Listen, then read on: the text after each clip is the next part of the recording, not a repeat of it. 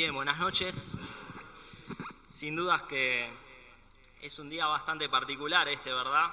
En esta sociedad en la que nos toca vivir ya se viene palpitando un clima bastante extraño en los últimos meses y en el día de hoy particularmente. Muchos de ustedes seguramente están expectantes. ¿Qué va a pasar hoy? ¿Qué va a pasar mañana? ¿Qué va a pasar los próximos meses? Y quédense tranquilos, no les voy a hablar de política. Por dos razones. En primer lugar, me considero un analfabeto absoluto en materia de ciencias políticas. No tengo idea de política y no me gusta hablar de lo que no sé, o al menos lo intento. Y en segundo lugar, porque no sería este el lugar para hablar de esos temas. No estamos ni en una universidad, ni en un sindicato, ni en un partido político. Los que venimos acá habitualmente venimos por una razón, y es para escuchar la voz de Dios que nos hable a través de este libro únicamente. Sin embargo, es lícito, es válido que nosotros nos preguntáramos si Dios habla acerca de política, entendiendo por política la disciplina que se ocupa de los gobiernos humanos en la Biblia. Y la respuesta es que sí, Dios habla acerca de ese tema en la Biblia. Particularmente si miramos el Antiguo Testamento vamos a ver que está plagado de temas políticos. Vemos, por ejemplo, la institución del gobierno que Dios ideó para el pueblo de Israel y nos encontramos allí con un gobierno teocrático, es decir, con un gobierno donde quien gobierna, donde quien ejerce el poder, la autoridad, es Dios mismo. Vemos a través de las páginas del Antiguo Testamento cómo constantemente se están mencionando dirigentes, gobernantes políticos de aquella época, faraones, reyes, emperadores. Vemos cómo las decisiones de estos reyes, algunos del pueblo escogido de Dios, muchas veces trajeron maldición al pueblo, muchas veces trajeron bendición al pueblo cuando decidieron seguir los consejos y los designios de Dios. Vemos también cómo Dios utilizó las decisiones políticas de muchos de los gobernantes de la antigüedad para perjudicar a Israel, castigarlos, y es así que el reino de Israel es destruido, es dividido, es dispersado el reino del norte, es exiliado el reino del sur. Pero no solo eso, sino también que muchas veces Dios usa las decisiones políticas en el Antiguo Testamento en beneficio del pueblo de Israel y para cumplir su voluntad. Y allí nos encontramos en Esdras capítulo 1 con que Dios llama al rey de Persia Ciro un ungido de Jehová. Y vemos que por medio del decreto de Ciro el pueblo de Israel puede volver del exilio y reconstruir el templo y más tarde reconstruir toda la ciudad allí en Jerusalén. Por lo tanto, el Antiguo Testamento habla bastante de política. Vemos el rol de los profetas, que en muchos casos tenía que ver con denunciar la corrupción y el pecado de los gobernantes. Y nos encontramos con un profeta, por ejemplo, como Natán, que denuncia el pecado de David. Y nos encontramos luego en el Nuevo Testamento, al que algunos llaman el último de los profetas del Antiguo Testamento, que es Juan el Bautista, que denuncia la corrupción de Herodes. Por lo tanto, se habla bastante de este tema. Sin embargo, la Biblia no es un libro acerca de política. Aunque muchos quieran politizarla y quieran llevarla para un lado o para el otro, la Biblia no es en absoluto un libro de política. En el Nuevo Testamento también vemos que se mencionan muchas veces gobernantes, se nos pone en contexto de cuál era la situación política, particularmente durante la vida de Jesús, particularmente durante su nacimiento. Y muchas personas y muchos integrantes de lo que se conoce como cristiandad, de la iglesia cristiana, de distintas fracciones, han intentado ubicar a Jesús del lugar que más les conviene. Las distintas fracciones cristianas han intentado sacar partido político de la imagen de Jesús. Es así que tenemos a cristianos que se identifican tal vez con la derecha y ven en Jesús a la encarnación absoluta de los valores que la derecha occidental de los últimos 100, 150 años ha defendido. Y es medio raro ver que intentan defender mediante la persona de Jesús algunos valores que están totalmente ajenos de su predicación, como la xenofobia, como la aportación de armas, como la pena de muerte, como determinadas guerras, etc. Ahora, es todavía más raro aún cómo los que están del otro lado, los que se identifican tal vez con lo que se conoce como la izquierda, intentan ver en Jesús y volcar en Jesús sus ideales subversivos, sus ideales de abolir la opresión y la explotación en el mundo, y ven en Jesús a una especie de caudillo, una especie de revolucionario, a una especie de persona que venía a luchar contra la opresión y el imperio de su tiempo, que era el imperio romano. Lo cierto es que cuando se le presentan a Jesús oportunidades de criticar a las autoridades de su tiempo, Jesús no lo hace. Ustedes recordarán aquella situación en la cual se le pregunta capciosamente a Jesús si había que pagar impuestos a César, y Jesús agarra una moneda y dice: ¿de quién es la imagen que ven ahí? Y le responden: del César. Bueno, entonces denle a César lo que es de César y denle a Dios lo que es de Dios. Jesús evita ese conflicto político. Y podemos ver a lo largo de la predicación de Jesús que su mensaje era sumamente apolítico. Él no estaba ahí para rebelarse contra las autoridades. Él no estaba ahí para andar opinando de si lo que hacía Roma estaba bien o estaba mal y de cómo había que gobernar el pueblo o si había que librarse del yugo de Roma. No, esto estaba completamente ausente de su mensaje. El mensaje de Jesús era sumamente apolítico. Y Jesús se lo deja muy en claro esto a Poncio Pilatos. Cuando Jesús es llevado delante de Pilato, ustedes recordarán, quienes realmente querían matar a Jesús no eran los romanos, eran los líderes judíos. Pero los líderes judíos no podían ejercer la pena de muerte en el Imperio Romano. Por lo tanto, tenían que encontrar en Jesús algún crimen por el cual pudieran enjuiciarlo los romanos y darle la pena de muerte que ellos no podían darle. Entonces, ¿cuál es el crimen que le atribuyen a Jesús? El crimen de sedición política. Este no reconoce la autoridad de César. Este nos habla acerca de un rey, acerca de un reinado, acerca de un rey que no es el de César. Entonces, júzguenlo y mátenlo. Y con esta acusación es que Jesús llega ante Pilato. Y Pilato le pregunta a Jesús respecto a este tema, interroga a Jesús, y Jesús le responde algo muy elocuente, le deja muy en claro todo esto de lo que les estoy hablando. Él les dice: mi reino no es de este mundo. Mi reino no es de este mundo. Pilato, ¿vos estás preocupado porque yo pueda representar una amenaza política a tu reino? Bueno, te comento que mi reino no tiene nada que ver con tu reino. Que mi reino no es un reino político tal como vos lo concebís. Eso es lo que Jesús le dice a Pilato. Y allí surge la gran paradoja del juicio de Jesús. Que aquel que a lo largo de su ministerio público de 3 años más o menos se encargó de pregonar un mensaje sumamente apolítico, es condenado a muerte por una causa política. Ahora, esta paradoja se acrecienta, se hace tal vez más incomprensible cuando evaluamos el mensaje que Jesús se dedicó a predicar durante su ministerio público. Porque yo les acabo de decir que este mensaje era un mensaje que no hablaba de política. Sin embargo, si yo les preguntara tal vez cuál es el tema del cual más habló Jesús a lo largo de su ministerio, quizás algunos pensaríamos que fue el amor, el perdón, el pecado, la cruz. El tema del cual Jesús recurrentemente habla, todo el tiempo habla, es el tema del reino. Jesús viene a hablar y el tema coyuntural de su ministerio y su predicación tiene que ver con presentar el reino de Dios.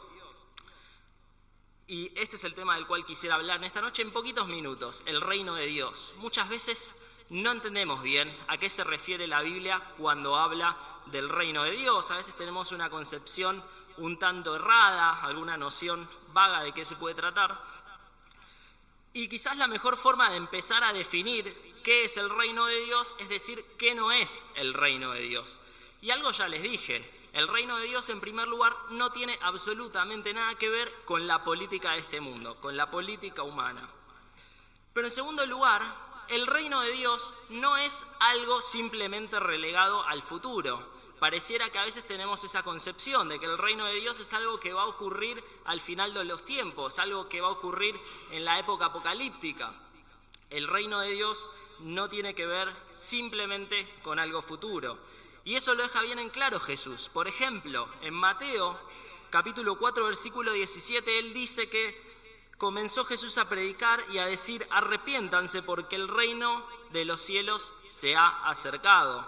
Cuando se habla de reino de los cielos y reino de Dios, estamos hablando de una misma realidad. No todos creen que sea así, pero la gran mayoría creemos que es así, que reino de los cielos y reino de Dios, o incluso reino de Cristo en la Biblia se refiere a una misma cosa.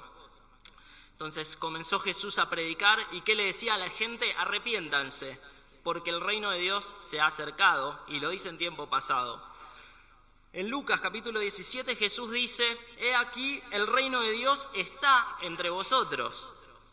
Y no hace falta hacer un entendido en análisis sintáctico o lo que fuera para darse cuenta que ahí está hablando en tiempo presente, ¿verdad? Habló en tiempo pasado en respecto al reino de Dios, habla en tiempo presente al reino de Dios. El reino de Dios está entre vosotros. Y un versículo antes, Jesús dice, el reino de Dios no vendrá con advertencia. El reino de Dios no vendrá con advertencia. Es decir, hay un aspecto futuro del reino de Dios. Jesús se refiere al reino de Dios en un sentido futuro, a la par que se refiere al reino de Dios en un aspecto presente y pasado. El reino de Dios siempre existió y siempre existirá. Y la mejor forma tal vez de entender a qué se refiere la Biblia cuando habla de reino de Dios, sea entenderlo en 3 dimensiones. La primera de estas dimensiones es una dimensión universal, y esto lo podemos ver muy claramente y en forma particular en los Salmos. Hay una dimensión universal del reino de Dios. Dios siempre fue soberano sobre todas las cosas. Dios es el soberano sobre todas las cosas y Dios eternamente va a ser el soberano que esté por encima de todas las cosas. Dios reina universalmente.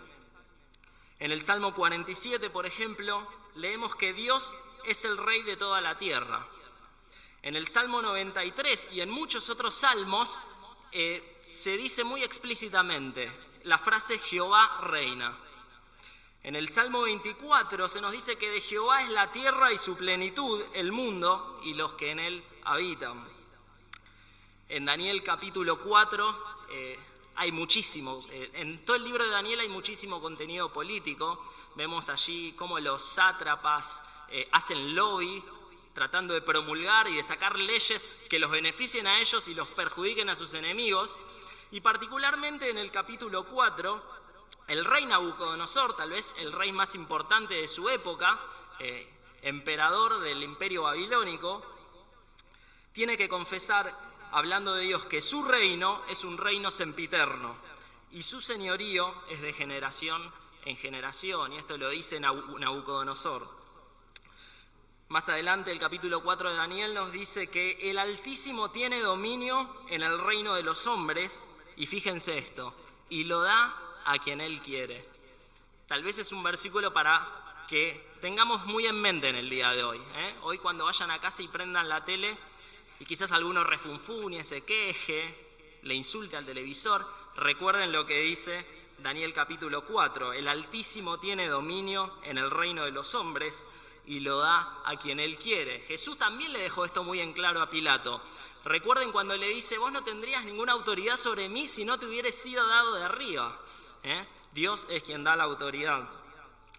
Por lo tanto, podemos concluir que esta primera dimensión del reino de Dios de la cual hablamos, que es la dimensión universal del reino de Dios, nos hace referencia de que Dios es quien está por encima de toda la creación, Dios es quien está por encima de todos los hombres, por encima de todas las naciones, ahora, en el pasado y en el futuro. Dios está por encima de todo en el universo. Ahora hay una segunda dimensión del reino de Dios. No solo hay un aspecto universal, sino que hay un aspecto escatológico. Si alguno no está familiarizado con esa palabra, no es una enfermedad extraña ni nada por el estilo. Escatológico hace referencia a las últimas cosas. Aquello que ocurrirá al final de los tiempos, al final de la humanidad, cuando Dios culmine el plan que diseñó para el universo. Y hay un aspecto del reino que es escatológico, que posiblemente sea con el que más habituados estamos. Tiene que ver con la expectativa de que Dios algún día interfiera en la historia de la humanidad para establecer un reino tangible en este mundo y gobernar directamente por medio de la persona del rey, que es Jesús, a todas las naciones. Este reino está muy bien descrito en Isaías capítulo 11, que no vamos a leer, en donde se nos describe el reino de Dios escatológico como un reino de equidad y justicia. Un reino de equidad y justicia. Es el modelo ejemplar de reino sobre la tierra. En Zacarías capítulo 14, versículo 9, se nos dice que Jehová será rey sobre toda la tierra, haciendo alusión a aquel momento en el futuro en el cual Dios interrumpa la historia de la humanidad para establecer su reino. Y en el Nuevo Testamento, el capítulo sin duda donde más explícitamente se nos habla de este tema es Apocalipsis capítulo 20. Allí en el versículo 4 se nos dice que Cristo reinará por 1000 años. Hay un himno que solemos cantar que describe bastante bien, bastante poéticamente y elocuentemente este tema. Es el himno No sé decir. Recuerden la última estrofa, dice: no sé decir cómo la tierra entera, ya sosegada toda tempestad, han de adorar con júbilo profundo, lleno su corazón de caridad, es decir, de amor. Mas esto sé, que vibrarán los aires de extasía y cánticos 10.000, responderá la tierra a los del cielo, que el Salvador del mundo es Rey al fin, al fin. Ahí tienen el reino escatológico, la dimensión escatológica del reino de Dios, representada en el reino milenial de Cristo. Tiene que ver con la esperanza que tenemos de que, repito, Dios intervenga en esta sociedad decadente, en este mundo decadente, en este mundo que se pudre sin Dios, alejados de Dios, dándole la espalda a Dios para establecer un reino de justicia y de equidad. Ahora hay una tercera dimensión acerca del reino de Dios, o mediante la cual podemos entender el reino de Dios tal como está enseñado en la Biblia, y es en la que quisiera en algunos minutos centrarme en esta noche. Es la que considero más importante para el día de hoy, más importante para nuestras vidas, y es la dimensión redentora del reino de Dios, la dimensión soteriológica, la dimensión salvífica del reino de Dios. Y tiene que ver con Dios ejerciendo la soberanía sobre aquellos que fueron redimidos por Jesús. Dios ejerciendo su soberanía sobre aquellas personas que fueron redimidas, perdonadas, compradas por medio del sacrificio de su Hijo Jesús. Ahora, si hablamos de redimir, si hablamos de salvar, nos preguntamos, y con mucha razón, ¿redimidos de qué? ¿Salvados de qué? Y les pido que me acompañen a Lucas, capítulo 4, versículos 5 al 7.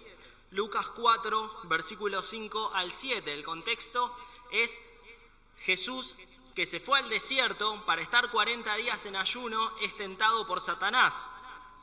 Y en ese contexto en el cual Jesús es tentado de formas distintas, ocurre lo que vemos en el versículo 5. Dice: y le llevó el diablo a un alto monte, a Jesús, y le mostró en un momento todos los reinos de la tierra. Y le dijo el diablo: a ti te daré toda esta potestad y la gloria de ellos, porque a mí me ha sido entregada, y a quien quiero la doy. Si tú postrado me adorares, todos serán tuyos. Acá vemos que Satanás, el enemigo de Dios y el enemigo de nuestras almas, tal como lo define la Biblia, dice que todos los reinos de la tierra son posesión suya. Esta idea es una idea que está muy presente en la Biblia y particularmente en el Nuevo Testamento. Esta idea de que Satanás es aquel que está en eminencia en este mundo. Satanás es quien gobierna este mundo. Fíjense en Efesios capítulo 2, versículo 2, Pablo llama a Satanás el príncipe de la potestad del aire. En 1 Juan capítulo 5, versículo 19, se nos dice que el mundo entero está bajo el poder del maligno. En 1 Corintios capítulo 4, versículo 4, se define a Satanás como el Dios de este siglo. Satanás gobierna este mundo. Es una realidad bíblica, y es una realidad que Satanás les puso al mismísimo Jesús cuando le estaba tentando. Toda la potestad sobre estos reinos me fue entregada. Ahora bien, ¿por qué Satanás gobierna este mundo? Y la respuesta es muy sencilla y muy dolorosa a la vez. Porque el mundo elige que Satanás sea su gobernante. Muchos de ustedes seguramente hoy fueron a votar y pusieron su voto y eligieron en la urna ahí al que piensan que es mejor o menos peor, vaya uno a saber, y eligen quién quiere que los gobierne.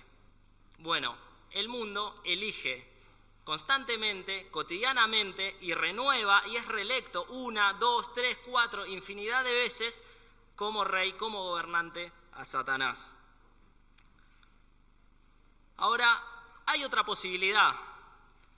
Uno no tiene que estar necesariamente gobernado por Satanás, pero también es cierto que por nuestros propios medios, por nuestros propios méritos, no podemos salir de esa esfera del reino del pecado. Vamos a leer Colosenses capítulo 1, versículo 12 al 14. Colosenses capítulo 1, versículo 12 al 14. Pablo dice: con gozo damos gracias al Padre que nos hizo aptos para participar de la herencia de los santos en luz, el cual nos ha librado de la potestad de las tinieblas y trasladado al reino de su amado Hijo, en quien tenemos redención por su sangre, el perdón de pecados. Fíjense, hay un par de cosas que son llamativas en ese versículo. Primero habla Pablo acerca de ser hecho aptos. ¿Aptos? ¿De qué forma? Mediante el perdón de nuestros pecados. ¿Y cómo somos perdonados de nuestros pecados? Por la redención por su sangre, es decir, por medio de la muerte de Jesucristo. Ustedes piensen lo siguiente: si alguno de ustedes quisiera tomarse un avión e ir, por ejemplo, a Estados Unidos, para entrar a ese país, para entrar a ese reino que no es el de ustedes, les van a exigir que sean aptos. Entonces ustedes, antes de viajar, acá van a tener que sacar un turno, ir al consulado, los van a evaluar a ver si realmente están aptos para entrar a ese país o no lo están. Y finalmente, cuando digan que están aptos, les van a dar un visado. Y ustedes con ese papel pueden ir y entrar a ese reino que exige cierta aptitud de ustedes. Bueno, para entrar al reino de Dios es lo mismo. El reino de Dios, a diferencia del reino de Satanás, cuya constitución magna es la ley del pecado, el reino de Dios se rige por la santidad, se rige por la justicia. Y uno no puede entrar al reino de Dios si tiene pecado. Uno no puede entrar al reino de Dios si no arregló el problema del pecado con Dios, si está en rebeldía con Dios, si es un subversivo respecto al reino de Dios. Por lo tanto, uno tiene que ser hecho apto para entrar al reino de Dios. Y esto quiere decir, ni más ni menos, que nuestros pecados sean perdonados. ¿Y cómo? Por medio de la sangre de Cristo. Es decir, que si nosotros creemos que Dios se hizo hombre, habitó en este mundo sin pecar, murió en una cruz injustamente para pagar la deuda que yo y que vos debíamos a Dios, y finalmente resucitó venciendo hacia la muerte, si creemos eso, somos perdonados de nuestros pecados. Somos hechos aptos. Tenemos el visado correspondiente para poder entrar al reino de Dios. Y como dice Pablo ahí en Colosenses, ser trasladados al reino de su amado Hijo.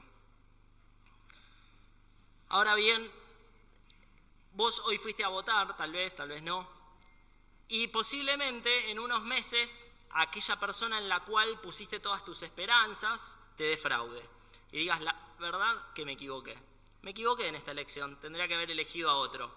Mirá, vos te podés equivocar en esa elección, como muchas veces nos hemos equivocado en el pasado, pero en esta elección, de si elegís el reino de Dios o el reino de las tinieblas, no te podés equivocar.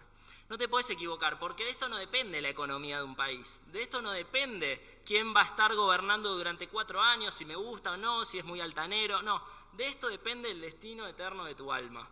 No te podés equivocar. Y la elección, entiendo yo, está bien clara. El domingo pasado algunos vimos el debate presidencial, el anterior también, en donde en 2 minutos cada uno exponía sus ideas. Bueno, imagínate esta situación hipotética. Tenemos a los representantes de estos 2 reinos en un debate. Y allí tenemos a Satanás y allí tenemos a Cristo. Cada uno tiene sus 2 minutos para exponer sus ideas. Y entonces vos escuchás cuáles son las ideas de Satanás y vas a ver que su propuesta de reinado es una propuesta que se resume en 3 palabras: robar, matar, destruir. Y por el otro lado vas a tener a Jesús, a Cristo, al Hijo de Dios, a quien él nombra rey, exponiendo su propuesta. Y vas a ver que su propuesta es buena, es agradable y es perfecta. Entonces entiendo yo que la decisión es muy clara. No podés equivocarte en esta decisión. No hay chance de que te equivoques en esta decisión. Y es muy importante que tomes la decisión correcta, porque como te dije antes, de esto depende el destino eterno de tu alma.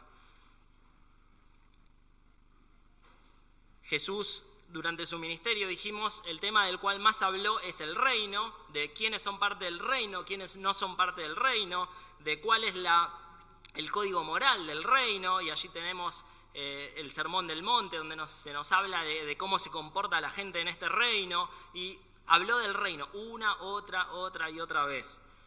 En estas tantas veces que Jesús habló del reino, dijo algo que ya les dije: arrepiéntanse porque el reino de Dios se ha acercado. Arrepiéntanse porque el reino de Dios se ha acercado. Es fundamental que nos arrepintamos de nuestros pecados. Es fundamental que, mirando la santidad del Rey, mirando la santidad de Dios, nos demos cuenta qué tan bajo estamos nosotros, qué tan pecadores somos, qué tan rebeldes somos respecto a este Dios, qué tan inocuos somos respecto a este Dios, y nos arrepintamos de nuestro pecado. Jesús dice que el que no naciere de nuevo no verá el reino de Dios. El que no naciere de nuevo, es decir, el que no recibe una vida nueva, el que no es regenerado de su antigua manera de vivir, no verá el reino de Dios. ¿Y cuál es el fin de aquellos que sí forman parte del reino de Dios? Jesús lo dice en Mateo capítulo 13. Dice que entonces los justos resplandecerán como el sol en el reino de su Padre. Los justos resplandecerán como el sol en el reino de su Padre. Ese es el futuro de aquellos que son parte de este reino, que es el reino de Dios. Creer y arrepentirnos únicamente. Creer que Jesús murió por mí. Creer que yo debía pagar esa muerte y no obstante eso, Él la pagó aunque no la mereciera. Arrepentirme de la manera en la cual viví hasta ahora y dar un giro, dar un cambio, ya no vivir de esa manera. Si yo soy un miembro de este reino, de esta nación a la cual llamamos República Argentina, me voy a tener que regir por la Constitución, el Código Civil, etc.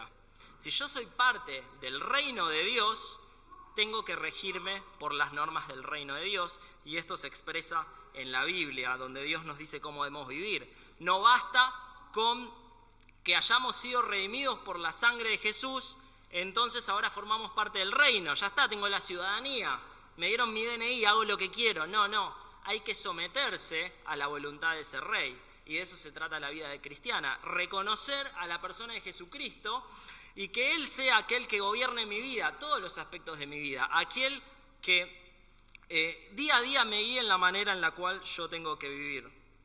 Es fundamental que nos sometamos a Jesús y a sus leyes morales.